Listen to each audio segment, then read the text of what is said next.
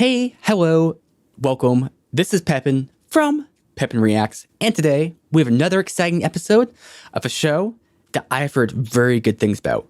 My reaction is going to be done with my best friend. His name is Meader. Meader, how you doing? Hi, I'm here too. All right, I am just excited, and also welcome, Meader. I didn't mean to just push off your hi. I'm Oh here no, too. no, that was the most important thing I'm going to say this whole time. Now, this show I've heard a lot about. Number one thing is that it involves cooking meth. And, I'm excited. I've been interested in the meth game for quite a while. I've done some research, documentaries, some how to cook guides. And I don't know what the series is going to be about exactly, but all I can say is I can't wait. This is definitely going to be very informative for you and your recreational activities. And what better way of spending time than cooking meth? Now we do have some comments on the last video. I'm not sure which video I'm talking about, but Meader, you want to address that one comment that was there? Oh, the big one? Yeah, the big one. The one that we liked or the one that everyone else liked? Well, okay, you can do a little bit of both there, but okay, we'll start with Kira168. He says, "Hey, this isn't Death Note." Well stated. I mean, it may or may not be Death Note depending on if you're hallucinating or not. So, you can say that's true, certainly, but maybe if you're in some state of mind, it's true. So, at least give us that out there. Yeah, definitely. If there's one thing for sure, it's that this is not Death Note. Now, the other comment discussed something about elephants, if I recall. It says, "Hey, can you guys discuss something about elephants?" Okay. I don't know if that's really going to be possible. I mean, I used to be some sort of elephant expert back when I was in kindergarten. And that was just a long time ago. I don't know, 10 years, maybe 11 years. And so my ability to kind of recall that far back is just not quite there. But Meader, I know that you've had some experience with elephants. What illumination can you provide on that subject? The elephant is also known as a pachyderm. Is that real? Had you considered that? Did you just pull that out of your ass, or is that factual? There's only one way to find out. See the episode. Now, this reaction is sponsored by our friends at hotspot.com. They have been forever support. Hotspot.com. Yeah, it's porn. Is it? No. Oh God. Oh God. But that was a funny sentence to say. If we were supported by porn, that would be quite incredible because number one, porn is a multi-million-dollar industry. So that would make us awesome. We'd have a lot of money backing us. But number two, I mean, we're hot. We need hot stuff backing us because it's just synthetic or symbiotic. It's a very good idea. You could get a hotspotonline.club for 99 cents or hotspot.tech for $3,299.99. Are you saying that we could buy our sponsor? Saying if we bought the sponsor, then we'd owe us money. So maybe we don't do that. Well, couldn't that be a great idea? Because we pay ourselves money from the company, and then we can just kind of, suck it dry of its resources. Fire all the staff, go to their home, take their money that they owed us from the times we paid them, and then make rich. Infinite money. Yeah. Yeah. You do an ad, get paid, and then that payment equals more money. This is probably the best idea we've ever had. But I'm going to try out my first venture of cooking meth to see how that goes first. Because who knows? Maybe this venture won't even be worth it compared to the money I'll be making. That's a really good point. This is turning into a podcast, not an opening.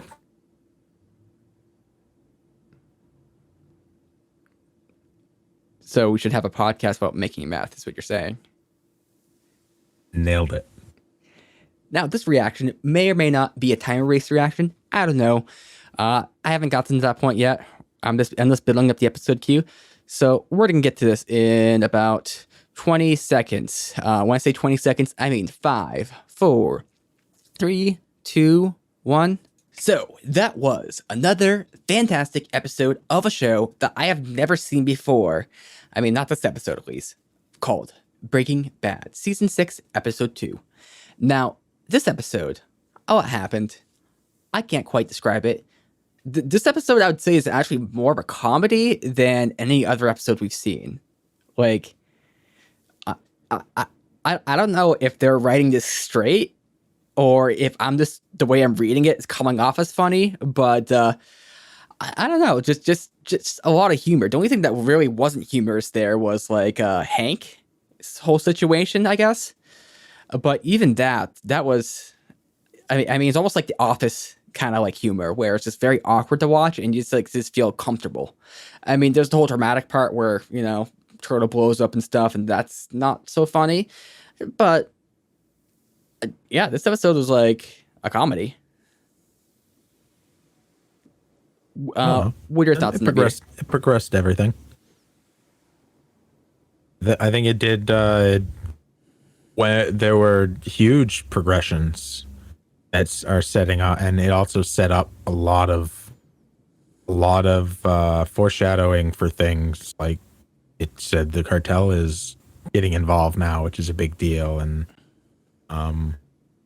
everything with Hank, it kind of set up his current situation and what that means, and just a lot of change in this episode.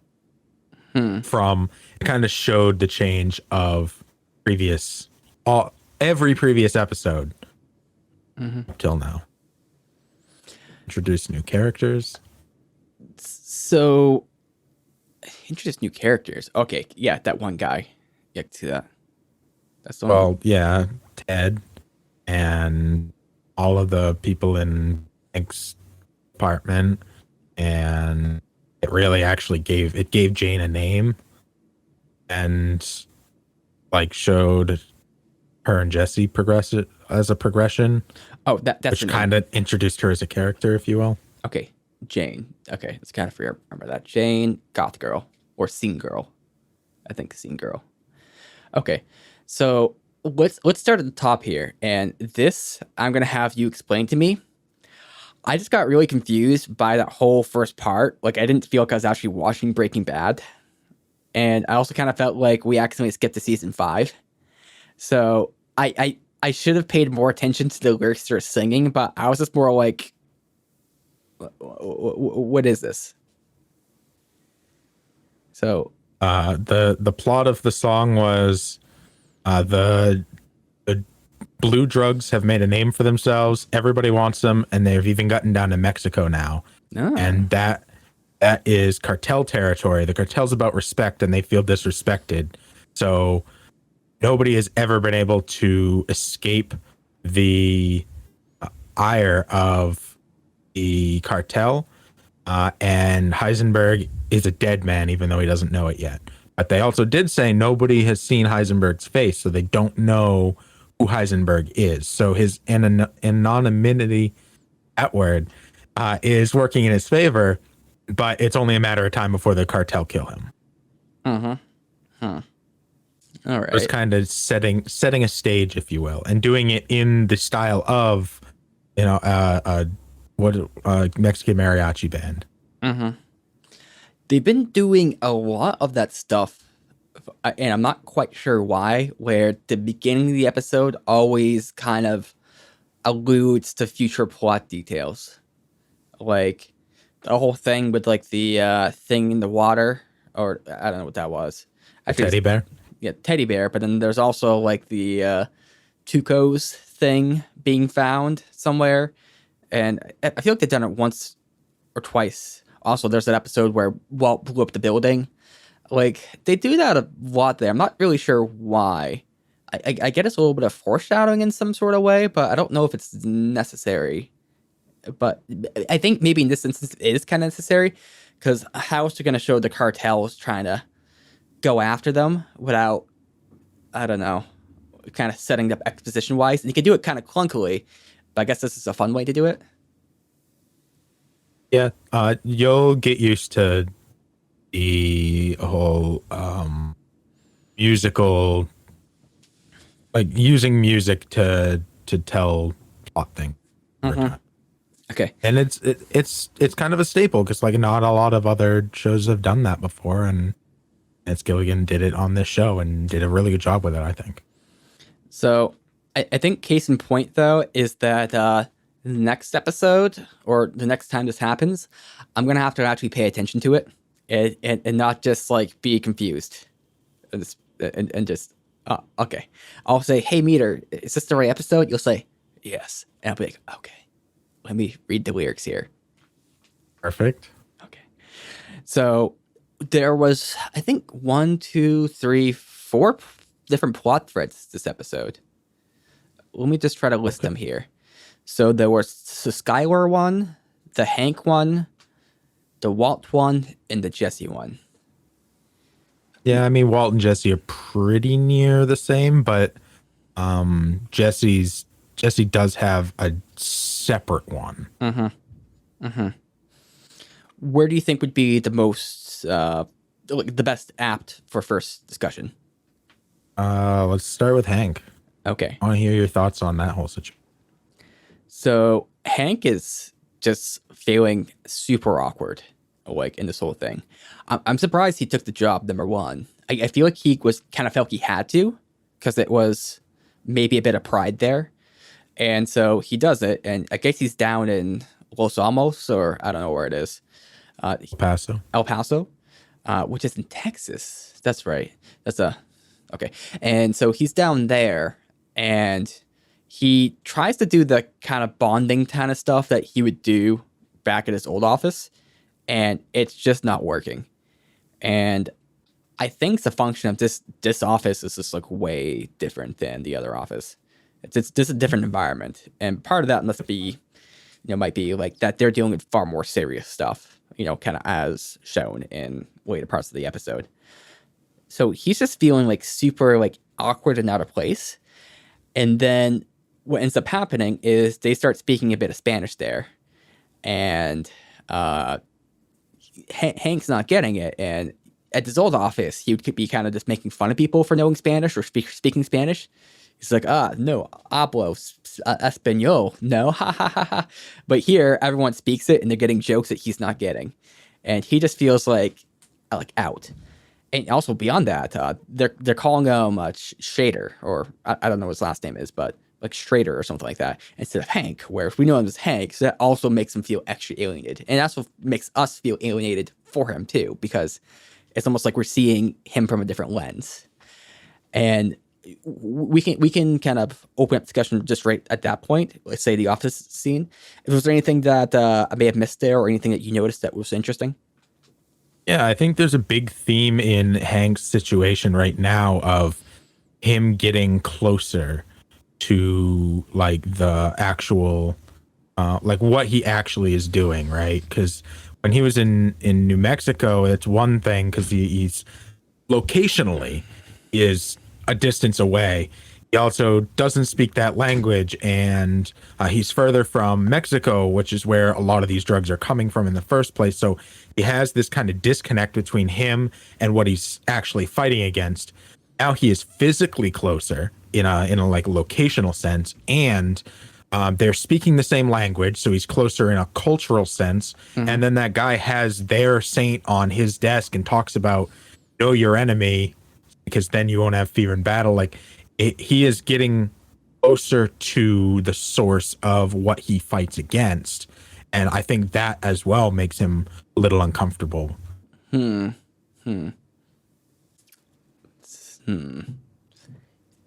There's something to that, which I don't like, because a lot of this story is about dealing with side effects of life and problems, and like Walt's whole journey is about him being fed up with small problems of life, and I guess being dealt a big problem of life and the stupid side effects that cause, and then him trying to just handle it all like with something else. And through that creation or through that solution, he's been creating so many other problems for like other people, like almost in like a karmic effect.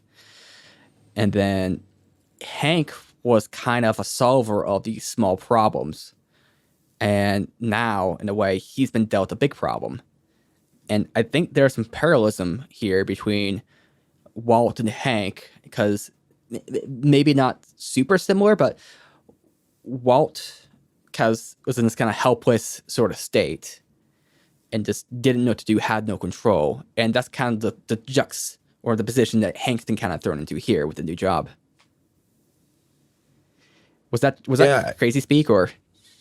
No, that all makes sense. I think also there's a couple more things on this. One being that Hank is like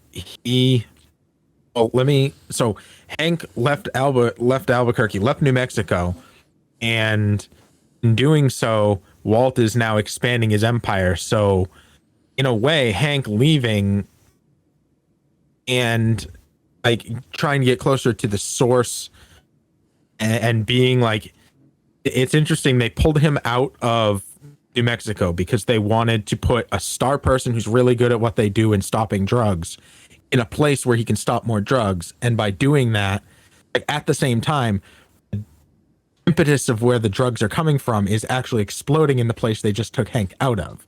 So how would that have changed the current situation in New Mexico and Walt's situation if Hank was still in there trying to block that instead of over here completely pulled away? In a way, they weakened their defenses and allowed for this explosion to happen. Would Jesse have been caught if Hank was there? Who knows? That's right. There's real irony with that.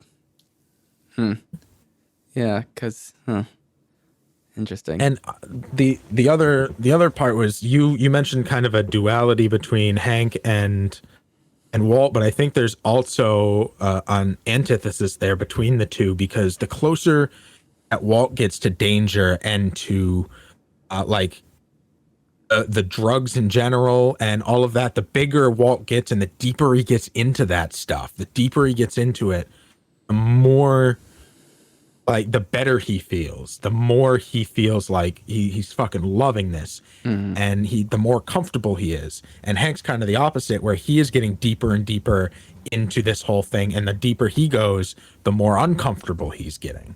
So there's kind of an anti duality between them, in that they're, a coin with two sides. It's kind of ironic that works out that way. I mean, to the point where right now with the plot, it makes perfect sense based off the characters we've seen. But if you're to go to like the first episode or first season, it's not quite something you could see or predict, or maybe you can see like inklings of it. But you would think that Hank is the one that, I mean, he puts out like that machismo kind of a spirit, and you think he'd be okay with these escalating ventures of danger. But really, he's not. He's just putting on a show.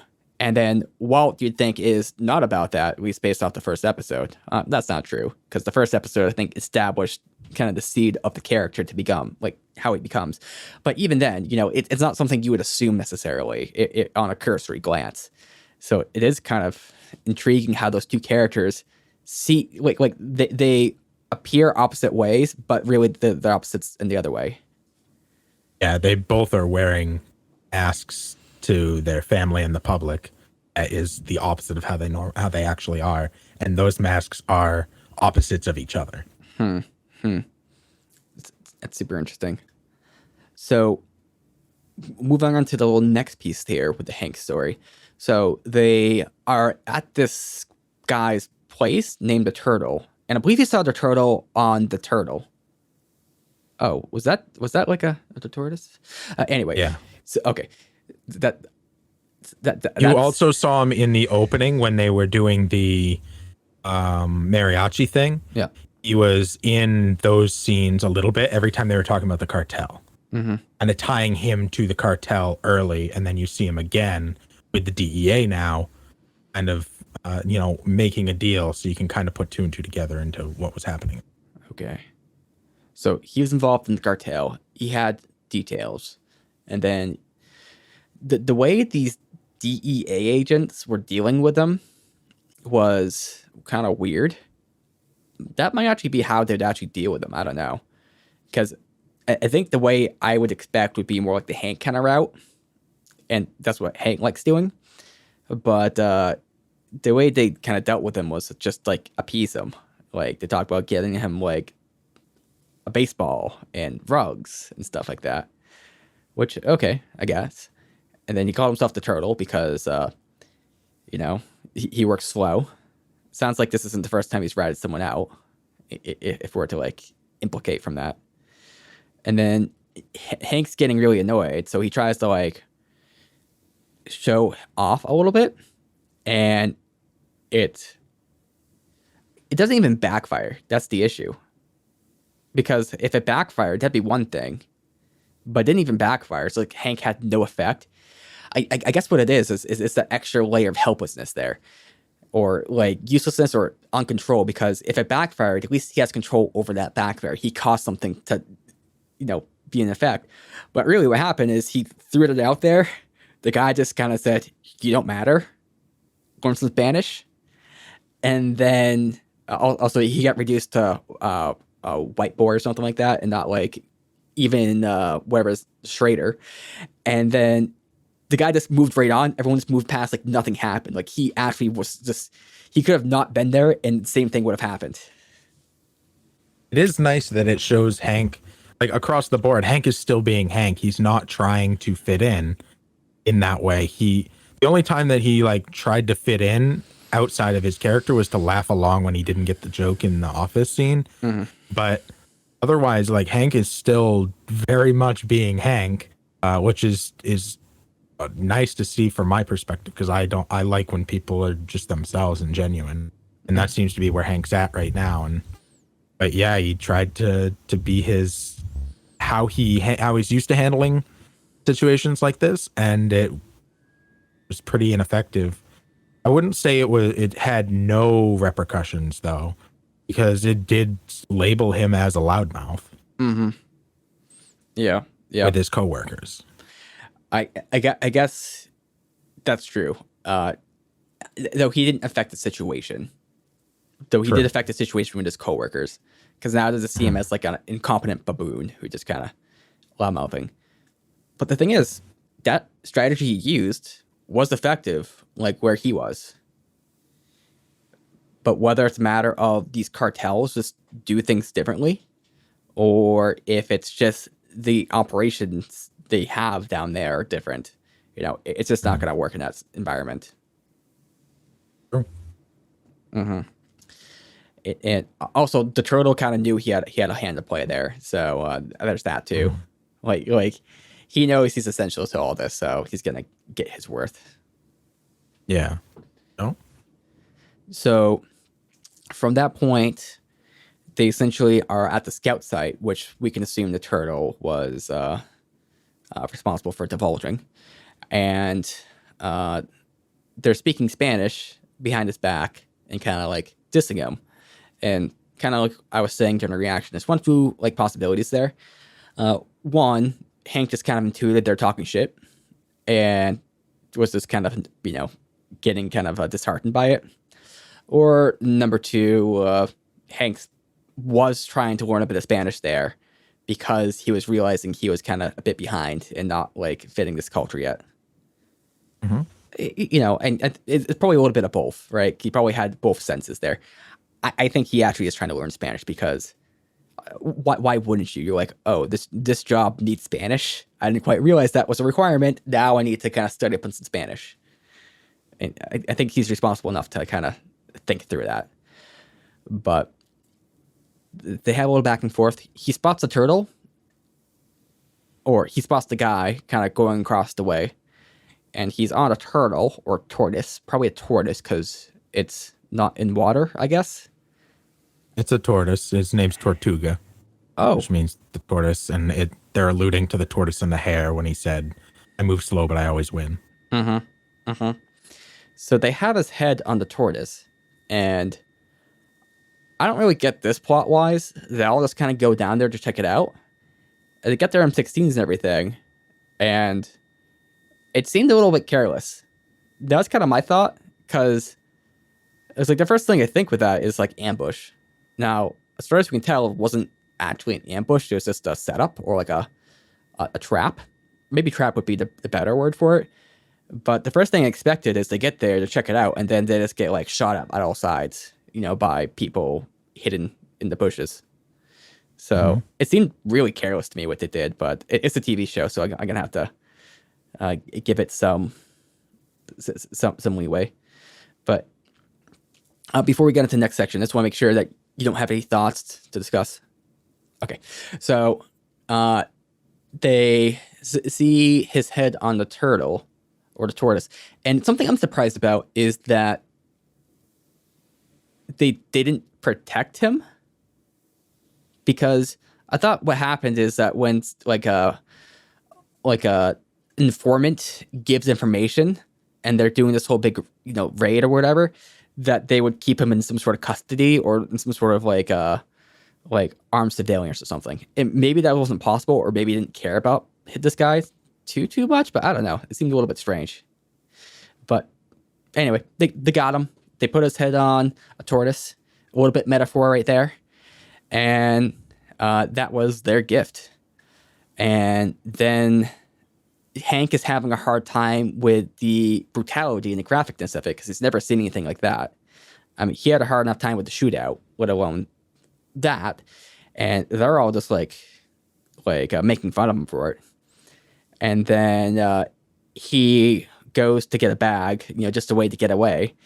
And then tortoise blows up, and a bunch of people get blown up, essentially. One guy loses his leg. The others, they might be dead, but they might just be like knocked out. It's kind of hard to say at this point. But Hank is just like confused, and he's just in a mix of just confusion and just like, I don't even know. And he's trying to keep it together. He does put that belt around the guy's leg to keep him from bleeding out. So he is still holding it together to some degree. But it's kind of weird, interesting and weird that we get these new characters and they may have been killed off in the first little bit here. Yeah, no, very true. I think it goes back to something I've said before, and that's in moments of panic and like really bad, stressful moments, that's when you want Hank there. And even when he's completely out of his wits, he's still reacting, saving lives, like doing what needs to be done. And I think it really goes to show like he's good in those high pressure situations. That's a good point. Didn't think about it in that aspect. Huh. So I'm kind of wondering what's going to come of that, because I could, like, plot wise right now, it would make sense for Hank to kind of tuck his tail between his legs and kind of just like retreat back. But there's some possibility this might push him forward too. And why that would be, I can't quite guess. Besides, maybe he gets fueled by anger or rage, or it's not just like that this brutality happened, but now he's fighting against brutality, because he seemed a little bit more clueless when he was fighting against the drug cartels or against drug dealers back in his own hometown. He had a purpose, but it was more like, see a bug, you squash it. He actually didn't have any real meaning. It's just more like instinct. And I wonder if this might give him some sort of purpose. Well stated. I don't know. I'm probably reading far into it. Also, that's a little bit of meta plotting right there, because it would be very lackluster if nothing came from this for Hank. Like if he just took his tail between his legs and just didn't do anything the rest of the show. I mean, that would be interesting from like a meta plot idea, but it wouldn't be interesting from like just a standard plot. So I am metagaming this a little bit. what aspects or things discussed do you think are from that whole ordeal? The explosion. Yeah, the whole exploding, and also the whole interaction with him being there, getting made fun of, and the people who got blown up. I mean, now they've been in a near-death situation, so in theory, it could immediately ingratiate him and ingrain him into the culture, and they can accept him because he was in a near-death situation, saved somebody's life. Like, they may see him as one of their own now because they've been through something so terrible together. That's true, because when it came down to it, he was an asset, and he held it together where they would have expected him to fall apart. Yeah, these people seemed a little bit extra cruel too, because they had no cares that this guy's head was on a tortoise. Like, Right. Yeah, they've been kind of desensitized. and of course, Hank has been desensitized to some degree as well, because when he came across the the guy Guy from in the Tuco, junkyard. yeah, like he was kind of doing similar, right? But I don't know. Let me take a picture with him, which I think is interesting. Like, he was fine with. Let me take a picture with this dead guy who was cut in half, but then a severed head on a turtle. Like, it makes him massively uncomfortable where he's going to vomit. So, like, where did the old Hank go? Has he changed since the shootout to where now he can't stand any amount of island? That would create like an interesting dynamic too, because you have Walt, who like embraces all violence, essentially, and Hank was kind of maybe along that line to some degree, or he saw violence as a commodity, essentially, and now he's becoming more anti-violent in his nature. True. Yeah, yeah, which kind of might say that Hank might be the hero of this whole story, which that would be very interesting plot-wise. But let's move on to the next person here, and let's say it's going to be Skylar. So, I think the crux of Skylar's plot is that she goes for a job. She gets a bit pushy, like she does. She knows the guy. There seems to be some sort of romantic bond there, at least from the guy's point of view, because I got that sense of sexual tension. She works her way into the job, not just as a data entry person, which is like typically like a low end job, but a bookkeeper or accounting, which is usually a bit higher tier. And she discusses that with Walt, or she keeps it from him, and then it gets revealed. And then Walt's he's a little bit confused, but he's kind of just running with it because he's got better things on his mind. And then she finds out the guy is still interested in them, and she seems like she's going to utilize this to the best of her extent, and she doesn't quite know what to do. I was having a hard time reading her at that point. But what do you think would be the best thing to tackle first from those plot lines? So I mean, she's starting out and she's trying to she wants to find a job because they're having money issues, right? Yep. I think we just start at the beginning and work through. So she immediately they put it into perspective, like everyone's staring at how pregnant she is. So the immediate thought of the employer, and it kind of comes across by the secretary, is you're going to be leaving us shortly because you're going to be having a baby. So why would we hire somebody that we know is going to be leaving us again shortly? Which you've said yourself, it's against the law, but that doesn't stop employers from doing it. We know that. It just stops them from telling you that's the reason that they're doing it. Okay. Just to add to that, that's something I didn't quite get, and now it makes sense. Like, I should have made that connection, but I was confused why they're looking at her stomach so much. And I was confused why that girl was being so bitchy. But okay, that makes sense for that whole plot dynamic. And on top of that, Skylar's lied to just about every single person about why she left the company, because she told the secretary yeah, I used to work here before I left for family reasons. And then she like looks at her stomach. She's like, looks like you're going to be leaving again for family reasons. Is kind of what's going on, right? Mm, And then when she talks to Walt, she says, it said that she left because of like welding fumes or something were unhealthy. So that's why Walt thinks she left. But it seems like Marie actually knows what was happening because Marie was like, well, is Mr. Grabby Grab there still? yeah. Meaning Ted. And she's like, well, yeah, but that was a one-off situation. That'll never happen again. Hmm. So that sounds like it was really the reason she left is because there was some weird sexual assault thing that happened at a Christmas party one year. Hmm. Hmm. But she's lied to everybody about why she left to try and save face or whatever. Maybe Marie, she can see through Skylar, or she kind of knows, or maybe she divulged to Marie, possibly. I mean, Marie's pretty good about is seemingly getting truth out of her sister. So, and I mean, they're sisters, so, Hmm. and Marie's more than happy to go along with keeping things quiet, and she just likes being a part of the whole thing. And that's why when Walt was like, what's up? And Skylar's like, Yeah. she's like, nothing. Hmm. Happy to go along. Yeah. Yeah. Marie's also very good about seeing truth too. Like, she's not good at seeing her own truth, right? So she's very good at avoiding that. But if she sees something that's happening in a dynamic, like she'll be able to identify that, like, oh, this is what's going on. Walt Jr.'s kind of like that too, but on a more base level.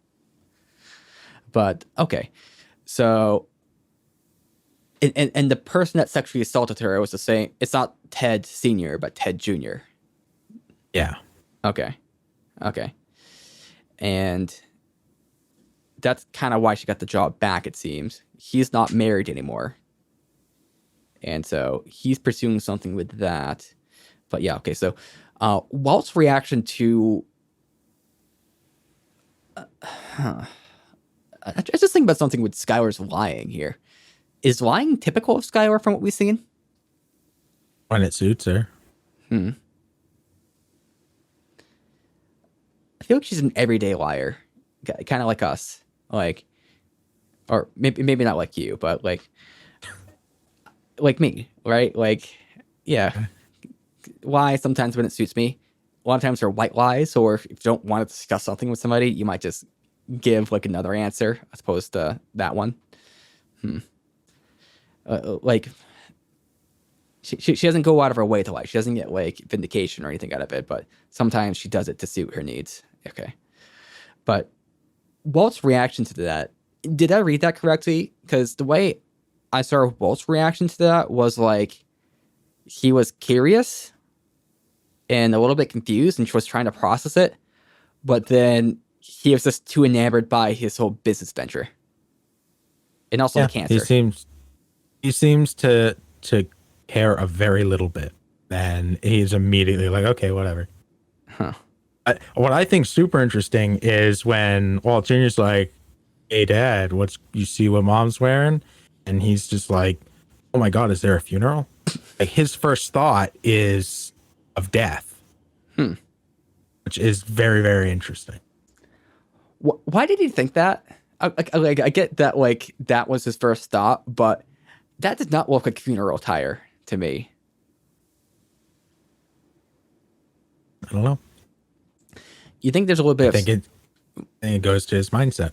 There could be a little bit of symbology with that because it's some sort of, I don't know, foreshadowing Heisenberg's death, because that was foreshadowed this episode. I guess this episode was a lot about death and also a lot about like relationships, kind of reaching out. But like maybe her going to that job will be the death of that relationship, as kind of seen with the crack in the picture, in some extent. Maybe. I mean, I know the title of the episode was Negro y Azul, or Black and Blue, which that's what she was wearing. She was wearing all black and blue. It's very interesting. Yeah. Which, of course, is a bruise, right? Black and blue. Mm-hmm. Mm-hmm. Huh. My brain's going a little bit too crazy here because I'm just getting plot ideas of where this could go. Uh-huh. All right. Well, let's stick on what happened and analyzing that. Okay. Okay. Keep me focused. All right. So Walt doesn't care too much, and he sees death and everything. He's becoming seen, which is pretty cool. Go Walt. Yeah. And she goes to the job. Some weird sexual tension. She realizes what's about, and just crack picture frame and stuff like that. Which could this mean that this is going to come between the relationship? It's going to kind of disconnect her from Walt. It could mean maybe she's going to pursue Ted, which I don't think would be the case, but maybe she might do it as some sort of spite. Doesn't seem likely. It's interesting that Ted's still interested, regardless of her being like pregnant and also having a kid. I mean, he's got kids himself, so I guess there's that. But it's not typical that someone's into someone even while they're pregnant. Like, just a little bit interesting. And then she seems kind of dismissive and also just wants to work and maybe get through with it. I don't know. What's your reading of that whole situation? She understands the situation and is fine with it as long as it suits her needs. And I think she genuinely doesn't think he will like overstep his bounds, but he may try and progress things, and that she feels that she's in control because he's fucked up in the past. So she can kind of use it to her advantage while also not like overstepping any boundaries. So she can kind of walk that razor's edge for her own gain. Okay, I gotcha. So she needs the money, and I don't think I don't think she thinks there's any other way, because like what other place is going to hire her other than one where she has some sort of reason that like Ted owes her, I see. So she's kind of extorting his past immorality, but also he's still kind of a bit immoral here. So he's also exploiting that factor too. Maybe. I mean, he hasn't said anything that indicates that directly. Maybe indirectly, given what we know. But I think if we didn't think that there was any sexual tension there and they were just friends, then all of that would be normal. So I think he's also walking that line between kind of testing the waters but letting her lead. And that's the exact situation that's ideal for her. Although the really ideal situation would be she doesn't have to deal with this at all.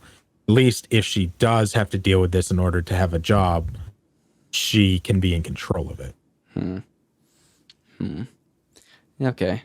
I'm less worried about Ted now, because I think maybe my reading of him was mostly based off Skylar's kind of reaction or kind of her facial expressions and what she was feeling until she had to deal with. But she does seem like she's pretty in control of this, and if she feels like she's in control, then she probably is in control for the most part. It might get out of hand, but I mean, and you may be reading the situation better than me. I'm just we don't always see eye to eye, and I think so far historically you've had a better sense on like how situations have unfolded than I have. So And for those who aren't aware, being this far into the episode, I haven't seen up to this point. Meader's seen all of it, but Meader started a while ago, so his memory's still a little bit fuzzy. But Meader's not going to give me any spoilers on anything or any hints. I'm doing my best to separate my future knowledge from current situations and say, how do I feel in the current situation without knowing anything going forward? Yeah, which is pretty difficult to do if you haven't done it before. Some people it comes naturally, but a lot of people it's really hard. So I really appreciate that. But it'll be interesting to see what comes out of the Skylar plot. I feel like it sets up a lot of things. Yeah. Sorry. Go on. But I don't know where it can head. Besides maybe Skylar becoming independent. So moving on from Skylar, we'll cover kind of the Walt side of things. Did you have something? Yeah, I mean, there's one thing to consider too, that maybe Walt is considering when he's being kind of dismissive of the situation. Not only is he, kind of in his own thing and excited for his own growth and expansion, but maybe he's thinking, okay, now she's going to have somewhere to be all day, and she's going to have her own, things to do that are completely separate from me. Maybe now I can kind of do what I need to do without her noticing as much. Maybe this is a good thing for Walt because she's, got her own shit going on. Yeah, yeah. That is like a side benefit to Walt. I mean, though, I guess they are kind of already disconnected in some sort of ways, but I don't know. Their relationship's kind of confusing right now. Yeah. It's kind of like two enemies that need each other, or maybe not enemies, but two people who fell out of love that kind of need each other, or probably Skylar needing Walt a little bit more. So with Walt, there was the part where he was in chemistry and he was talking to that kid, and the kid gave what we can assume to be a lie. He started just like testing buzzwords to see if they would stick, is kind of my reading of it. And then Walt was just like, that's bullshit. No, you're not going to pass.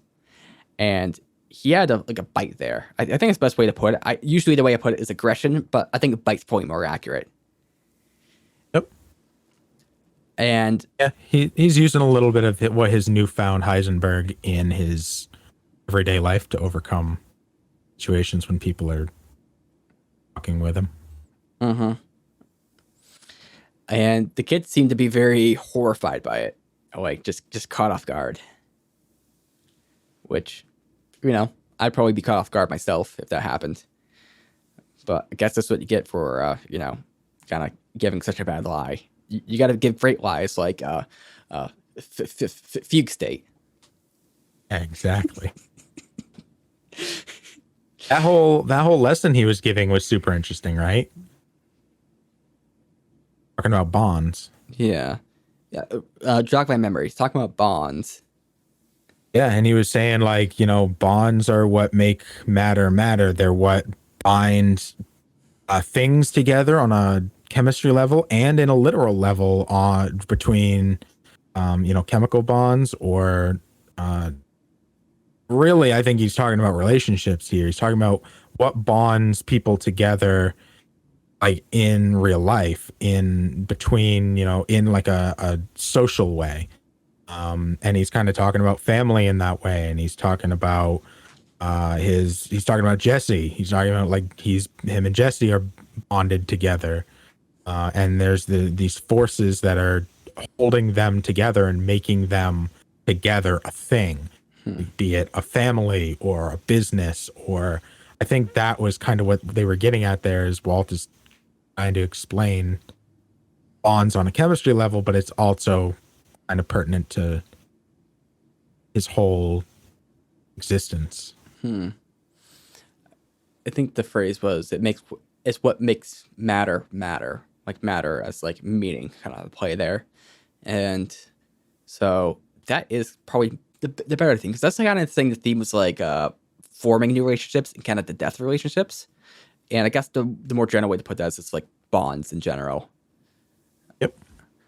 And so after that whole lesson there, Walt gets the phone out from the top there, calls Jesse, and I don't know if this is.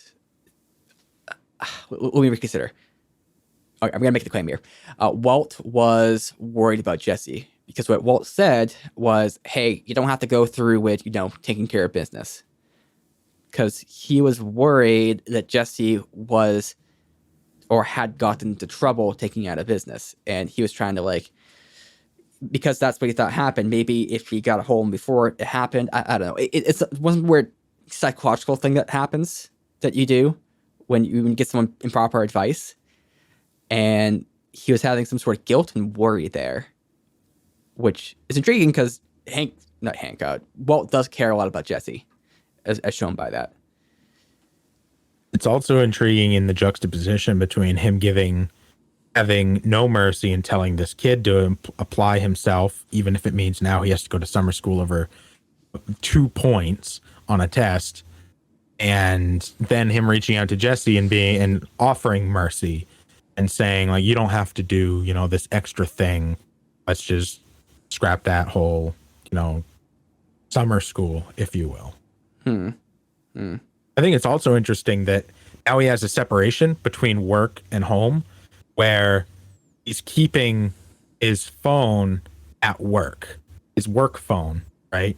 At work, and it's above his normal classroom stuff. So I think that's kind of symbolic of his business being kind of above, but it's still work and it's separate from his home. All of that's working because the last time he had his phone at the house, like every time the phone calls have been happening through the house, be it the cell phone or his home phone, it's always caused issues. And right now there's no issues being caused in the family because these things are separate. That's a very interesting point there. Trying to catch up to you in your nightstand theory that was fucking genius. So all right, got a lot of ground to make up. Okay, I'm gonna have to come up with something good here. So I'm gonna say this. There's 3 different levels to this. I'm trying to one up you here. So there's for people who aren't aware, in the brain, there's 3 different layers of brain. There's the reptile brain, mammalian brain, and then kind of the human brain, essentially, which is unique to humans. So we exist, at least in the school or in Walt's family, on the human level. The meth almost always gets made in the basement, or that's kind of the big thing there, that's kind of the primal reptilian sort of side, the aggression, let's say. And then Jesse in the phone exists up here in his human brain, and that's where his thoughts are. So that's my attempt. That was a failure. No, I think that's really cool. I think it's also interesting that in taking the phone out of, the ceiling and bringing it back down into the classroom and calling his former student, who he in the past had said the same exact thing he just said to the guy he kicked out of his room. No, apply yourself. It's not good enough. I'm not accepting almost. And kind of calling him from that same classroom and saying, you are applying, in a way, saying you are applying yourself now. This is good enough. Yeah. Even if it falls short, I may be demanding too much of you. Yeah. It's kind of an interesting callback in a way. Yeah. Old Jesse and new Jesse, and his respect and the bond that they have now is different. I think the biggest issue that Walt has is that he'll say stuff without thinking through the implications of it. Or he's take care of it. And then eventually he gets to thinking oh, what does taking care of it actually mean? What does that actually entail? Oh, can it entail that Jesse's gonna die? Oh, I didn't think that out. Or there's the whole thing, we should expand our business. But he doesn't think about the implication of other drug dealers getting mad about that. He has these goals and there's just these ideas he just throws out there, but he doesn't really think about what the repercussions might be of it. It's my sense. So moving on to the part beyond that. So I'm trying to remember what happens after that. So he goes to Jesse's house. Jesse's house, yeah. And he's just banging on the door. And somehow he knows Jesse's in there. That's what I don't get. Because this whole I said your car's outside. Oh, okay. That's how. Okay. And that's why she was covering for him to some extent. Yeah, I mean, she wasn't really covering. She was kind of gatekeeping, but... Okay, gatekeeping. I hear you. Yeah. Well, yeah. So, okay. Okay, that makes more sense. And then I guess we can just move on to the Jesse / Walt part of this. So she doesn't really help him out get in, and he knows he's there because that's the car. I didn't catch that part. But anyway, he eventually gets to the door. He was obviously like ignoring him. Also with the calls. And Walt is kind of dissatisfied with Jesse. He's like, "What did you do?" And then it's back and forth there. And he starts doing. Hold on. Was it before this or after this? I don't know. There's a point where Walt starts doing a motivational speech about compound interest. That was the weirdest thing. Compound interest. Yeah. I don't know. He was like, we invest in this now, and then we get the dividends of it. I don't remember that. I'm pretty sure Jesse said something. He reflected something that when he went to the museum and said, "Hey, yeah, bitch, compound interest." Maybe I'm off on this, but essentially he's getting. Oh, okay. He said exponential growth. Oh, there we go. Yeah, exponential growth, which is a function of compound interest, or exponential growth is usually. But Okay, I reading a little bit too much into it, but essentially he was being like a little motivational speaker right there, like a self-help guru. Like that was very entertaining to watch, and I felt like I was watching a different show to some part. What are your thoughts on that whole part? yeah, I mean, it was comedic, but it also kind of showed that like how Jesse views Walt, and he's able to like change his mind about things, even when kind of make Jesse feel good about something that before had made him feel like shit. He hadn't left his house, so he was not in a good place, and then Walt comes over, and now Jesse's good again. So like, I think Jesse needed Walt to kind of bring him back out of it and tell him he's a blowfish. In a way, and this is where I think some of the metaphor comes in here. I think I understand this metaphor now, because Jesse talked about getting a TV a bit, and with this motivational speech, I mean, part of that was to say you're a blowfish, people won't fuck with you because you know you're tough. But part of it was putting Jesse's aim on the future goals, like the end, right? And that's kind of what motivates Walt in a large part too. And it's kind of like Jesse gets motivated by that, and then he has this want and to get a TV, which I think is kind of symbolic of the same sort of thing. He gets the TV. Number one, he can't use it because it's not connected to anything. There's no signal. But number two, it's just kind of like, oh, this is it. Like he's not fulfilled by it, which I think is some foreshadowing that's going to happen here, where Jesse might get what he wants, but then maybe that's not actually what he wanted, or to some effect like that.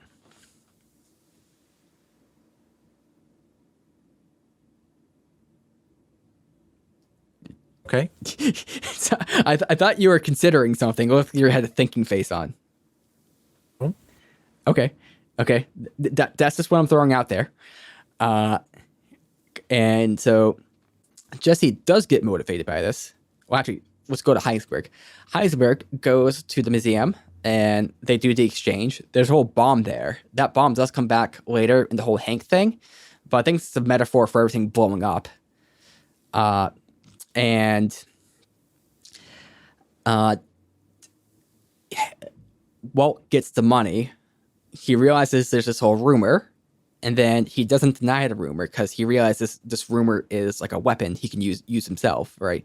It's something they can use to their advantage. And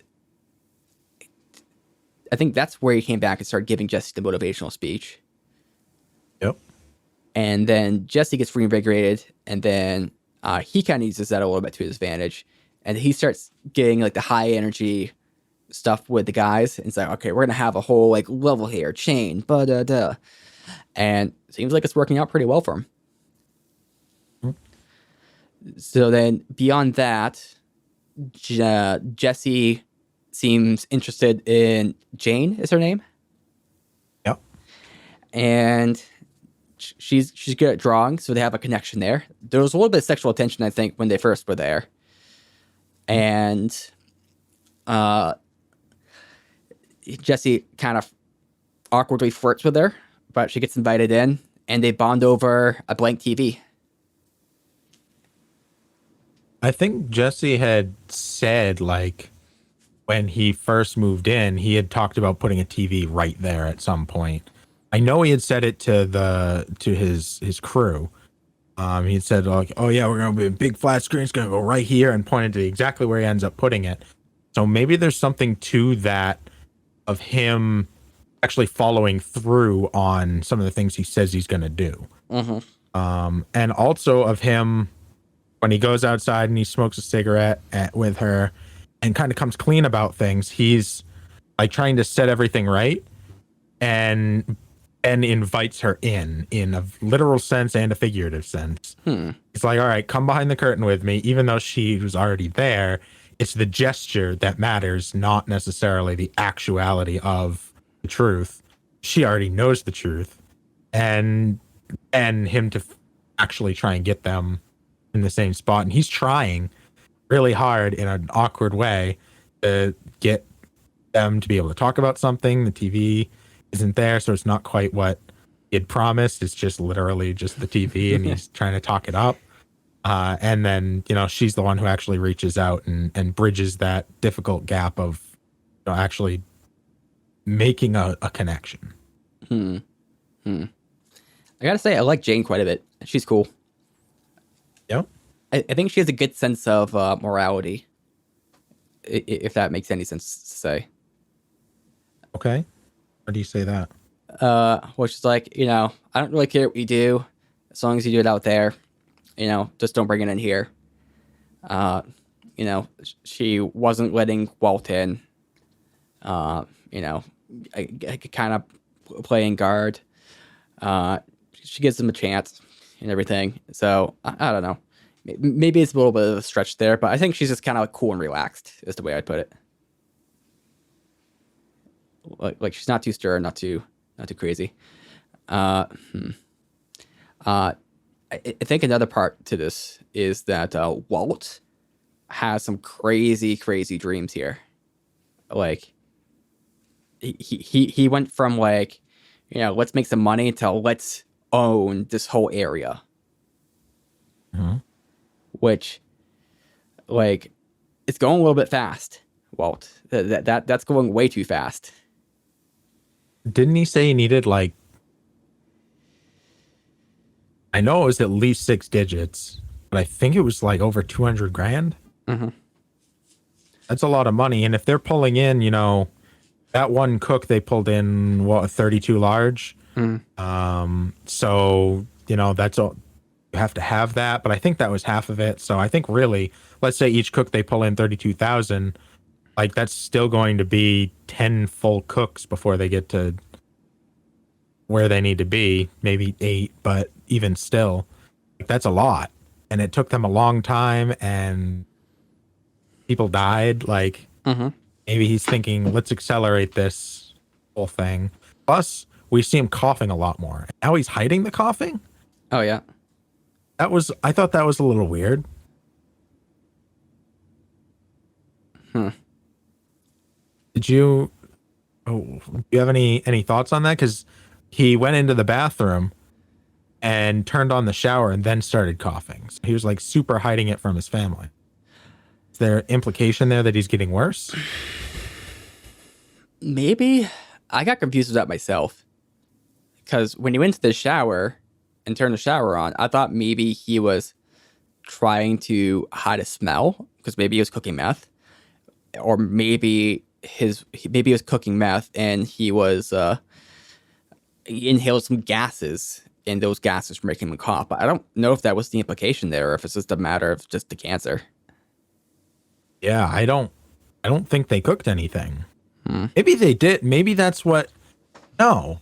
Because that was just a music video. I was going to say maybe that was part of what the opening cinematic was them like cooking again out in the RV, but I don't think so. I don't think there's been any indication that they have cooked since the last time they cooked. This is where it gets a little bit tough though, because either it's implied, we just figure that's how they're getting their supply, or it's I don't know, it didn't happen, and maybe the safest best it's cancer, but then why is he hiding his coughing? Maybe he doesn't want to. I mean, the last time that he went to the doctor, like he's been going without Skylar, right? Yeah. So maybe he's trying to keep that separate from them as well.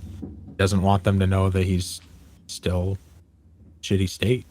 I think he's done with the chemo. Yeah. I thought he was doing better. Yeah, like I did as well, but maybe we'll find out more.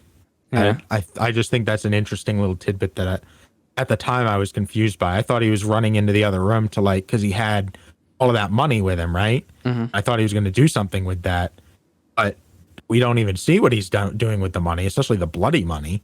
Like, what did he do with that? And we don't know. All very interesting stuff.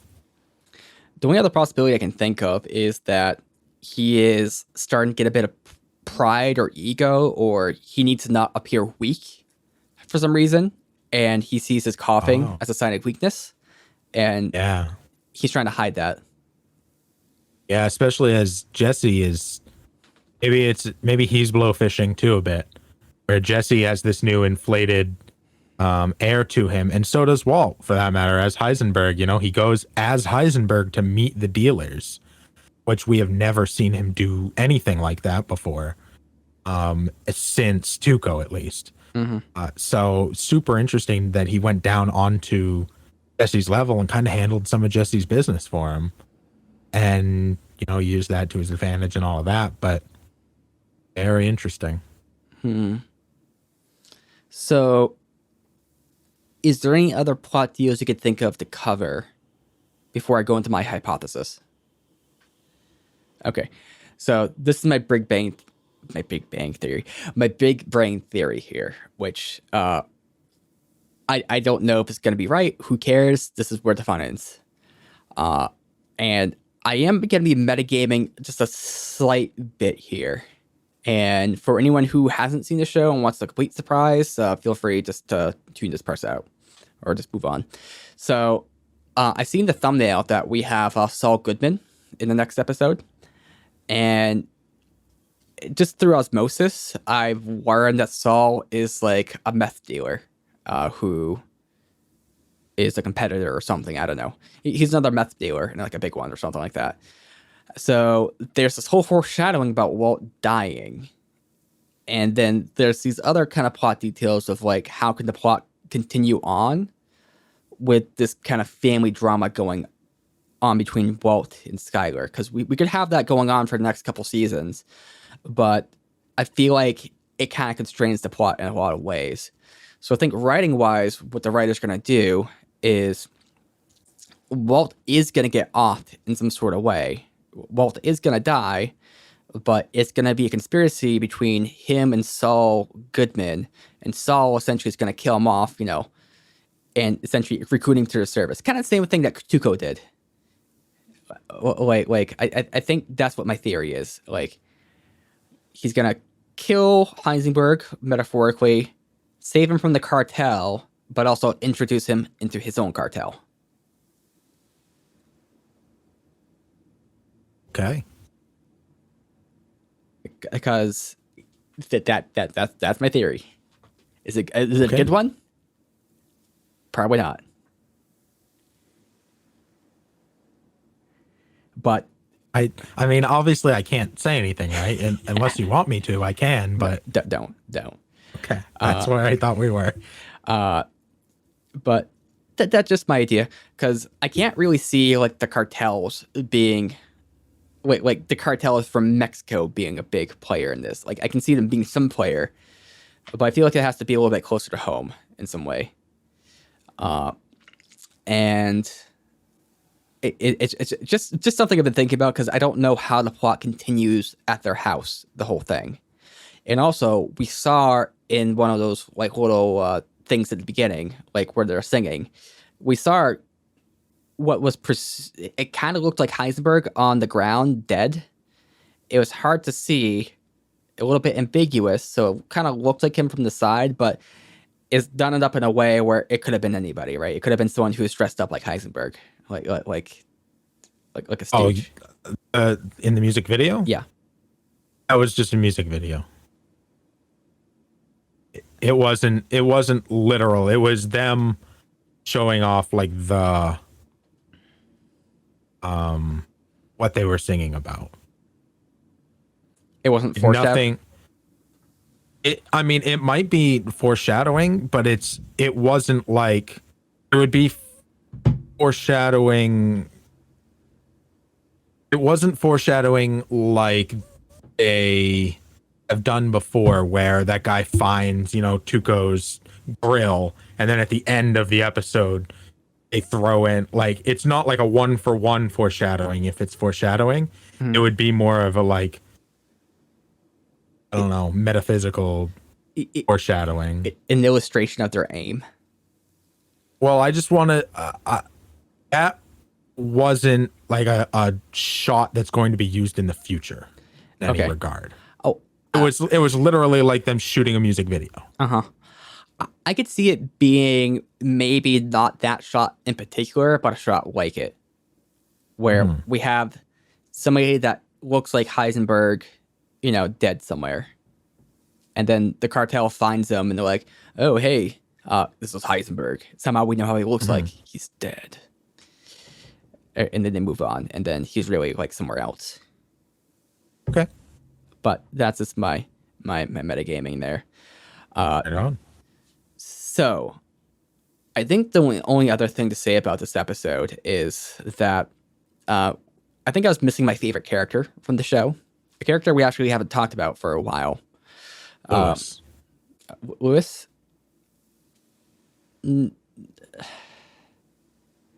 I thought we were over Lewis. What? How dare you? Like, remember, like, when they kind of jumped the shark with him? They compared him to the baby. What? I don't remember.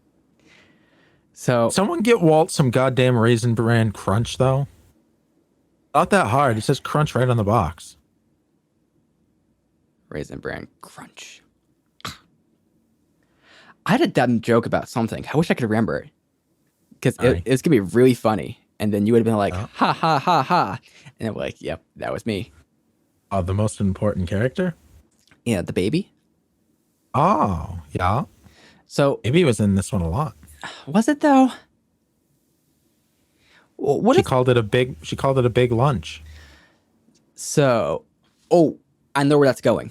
So there's a whole mythical sort of story about the overbearing mother eating your children. Because essentially, she overbears on the child so much that the child stops being them, or they aren't allowed to grow.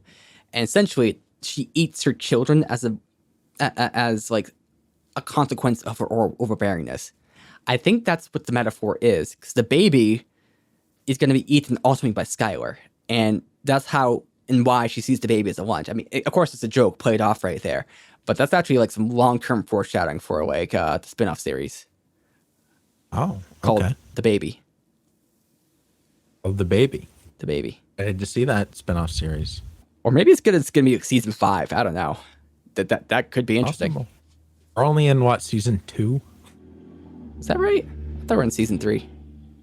Think about it though. We're only in season 2, and what's all happens. Let's see here. What up? Oh, we're on episode 8 for next one. Interesting. Oh, where did I go? Where did you go? Oh, that's interesting. There you are. Okay, so I think that's where we're gonna end it. So if you guys want to leave a comment, you can. If you don't, you can. And if you want, that'd be cool. Subscribe. And also, hey, guess what? Meader, you have something to plug, don't you? I want you to do it. Ding, ding, ding. Ding, ding, ding. And as always, next time on Pepin Reacts, we have another episode of Breaking Bad. You guys have a great day. Peace.